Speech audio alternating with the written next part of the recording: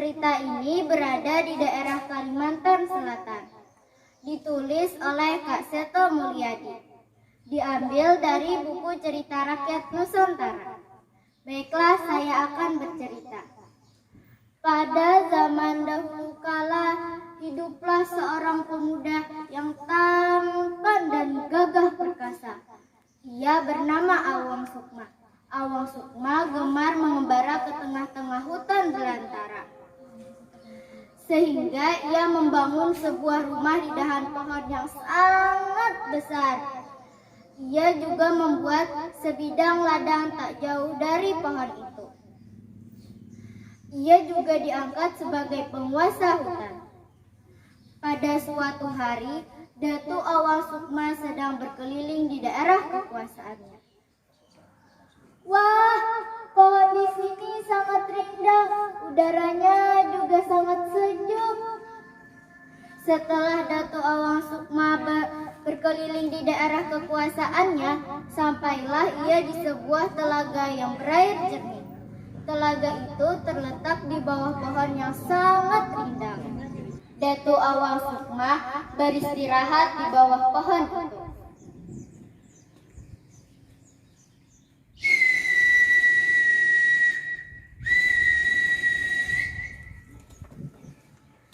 Setelah Datu Awang Sukma beristirahat, tiba-tiba ia menghentikan sulingnya. Ia mendengar suara dari arah telaga. Kayaknya ada suara dari arah telaga. Apa itu suara perempuan atau suara hantu? Sebaiknya aku mengintipnya. Astagfirullahaladzim, ternyata ada 7 para bidadari yang sedang mandi di telaga ini. Ini kesempatan baikku untuk mengambil selendang mereka. Setelah Datu Awang Sukma mengambil selendang bidadari itu, Datu Awang Sukma bersembunyi di balik semak-semak. Putri-putri itu kaget. Ia melihat daun-daun yang bergoyang-goyang. Putri-putri itu pun langsung naik ke daratan untuk mengambil selendang mereka. Ayo cepat, kita naik ke daratan, kita pergi ke kayangan.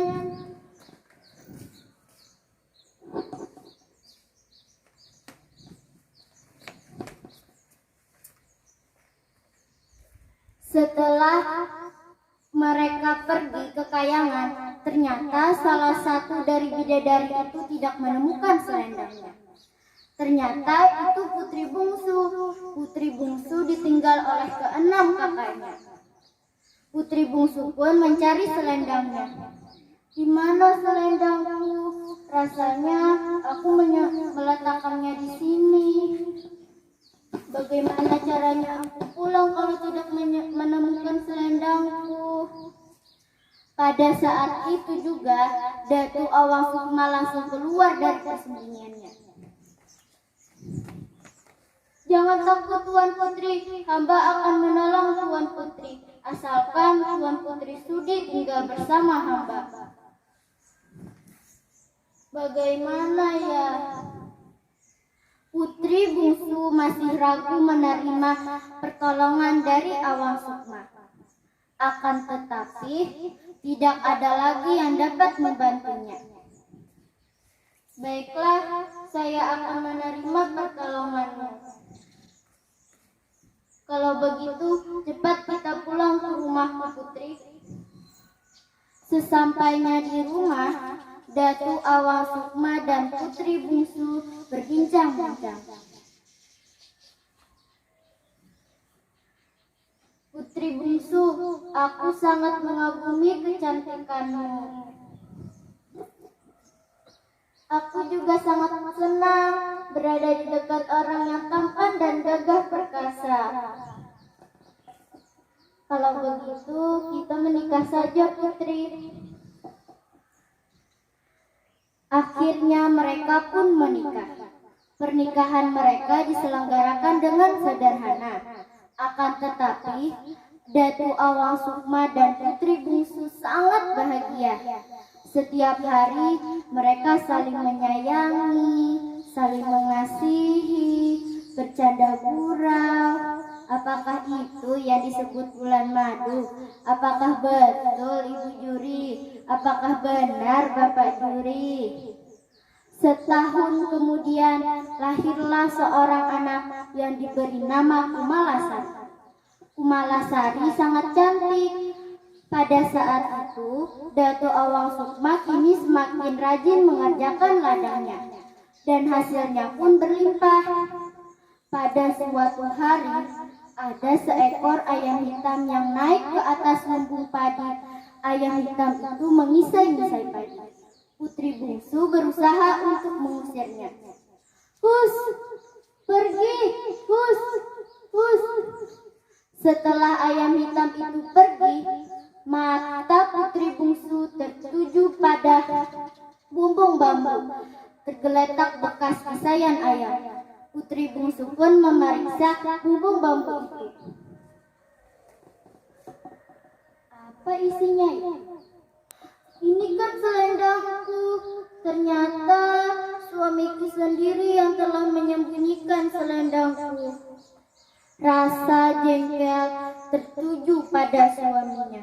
Akan tetapi, putri bungsu sangat sayang kepada suaminya. Putri bungsu pun segera mengenakan selendangnya sambil menggendong Kumalasari.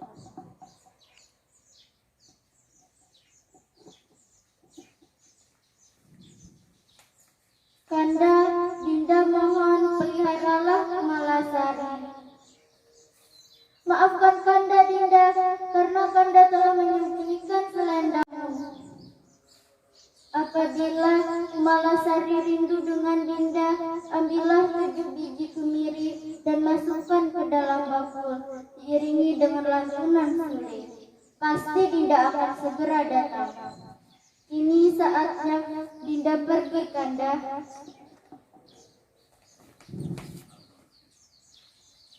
Pada saat itu, Datuk Awang Sukma bersumpah ia melarang anak keturunannya untuk memelihara ayam hitam yang dianggapnya membawa malapetaka.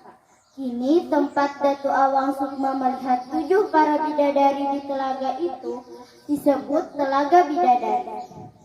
Kesimpulan dari cerita saya adalah perbuatan yang jahat dan tersembunyi suatu saat nanti akan terbongkar. Maka dari itu kita harus berbuat baik kepada sesama dan jujur. Sebelum saya akhiri, saya minta maaf yang sebesar-besarnya karena kesalahan itu datang dari saya, kebenaran datang dari Allah. Wabillahi taufiq wal hidayah. Wassalamualaikum warahmatullahi wabarakatuh.